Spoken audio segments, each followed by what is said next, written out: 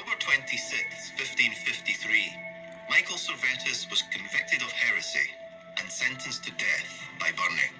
The following day, he was chained to a post in the city of Geneva. Around his feet were placed piles of wood, ready to be lit. What was his crime?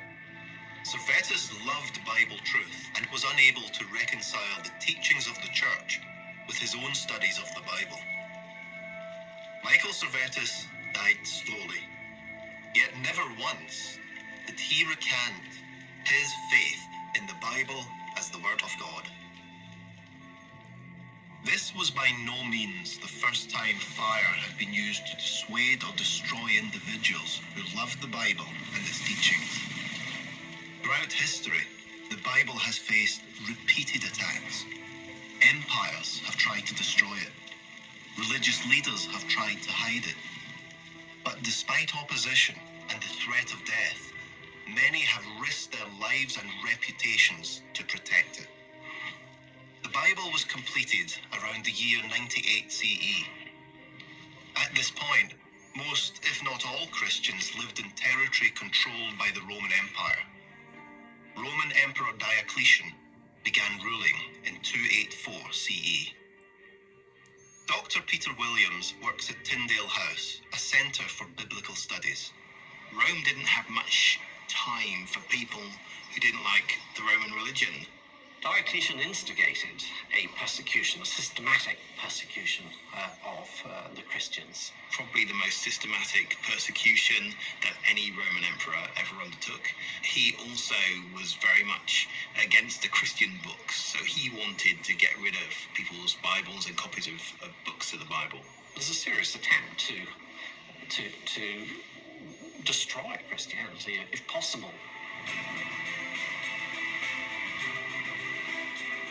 Given such extreme opposition, the survival of the Bible and Christianity might have seemed impossible. How did the Bible writings survive this intense opposition?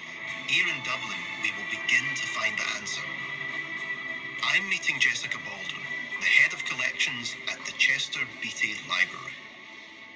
The Chester Beatty Library houses three important papyri, known as P45, P46, and P47.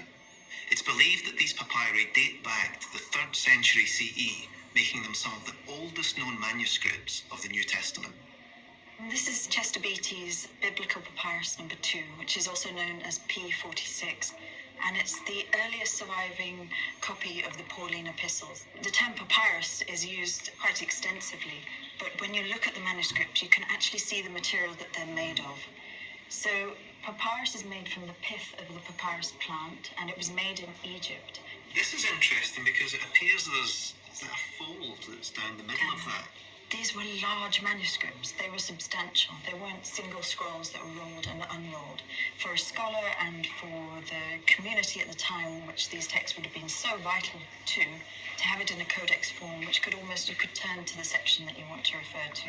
You could really use it as a text to be read, thought about, understood. Professor McGing showed me these manuscripts in further detail. These are real gold standard texts. They clearly are the 4 Gospels together, and Acts. The letters are all separated out beautifully, smooth, elegant lines, neatly arrayed. That in itself is, I suppose, a tribute to the faith of the people doing it. This was a task that was important. It was important to do properly, accurately, and beautifully. These have survived because they were contained within a ceramic pot and buried. These were clearly, carefully tended for. They couldn't really survive in this form otherwise. Whoever it was that protected these manuscripts showed that they loved the Bible. As the centuries passed, the Bible faced new challenges. Region of northern Spain. We have travelled to Villanueva de Siena to find out more about him. Sergio Batches is the director of the Michael Servetus Institute, which runs a museum in the house where it is believed Servetus was raised. We have a young man who is exposed to the main religious problems at that time.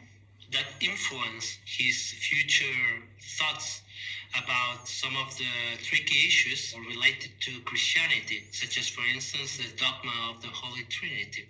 So he wanted to go to the sources, and that's what Servetus thought. The truth must be found in the Bible. Dr. Marion Hiller has published work on Michael Servetus. He was sent, probably upon the advice of his father, to Toulouse to study the law. In Toulouse, which was a very restrictive place where reading of the Bible was forbidden, he got involved in serious studies of the Bible. He had intellectual curiosity. At that time, you see, the main issue which people were really discussing in the streets and everywhere was religion. In 1531, Servetus published his first book, entitled On the Errors of the Trinity. In his book, he questioned the teachings of the Church regarding the identity of God and Jesus. He later wrote, "In the Bible, there is no mention of the Trinity. We get to know God not through our proud philosophical concepts, but through Christ." In his writings, Servetus quoted from or alluded to at least 52 of the 66 books of the Bible. It's clear that Michael Servetus was a man who valued the teachings of the Bible above all others. Servetus was arrested and was accused of heresy. This a crystal clear example of cruelty and religious bigotry. It was expressed that he has to be punished. And at that time, the only punishment which you could imagine was death. I guess his driving force was the search of truth, the need to restore Christianity to its origins. Although various views on Servetus' conclusions have been raised, it's clear he was driven by a sincere thirst for biblical truth. He wrote, "A book has been given us from heaven, so that in it we might search after God." History is full of accounts of those who have risked and given their lives to read, to translate, or to understand the Bible. Their overriding motivation must surely have been the value they placed on the Bible. The Bible has come to us through great opposition. It has survived physical destruction. The simple act of translating it has been outlawed, and those who have strived to read and understand it have often been punished with death. And yet, the Bible and the wisdom in it survives to this day, a faithful transmission of the original writer's words. No wonder so many have placed such value on the Bible.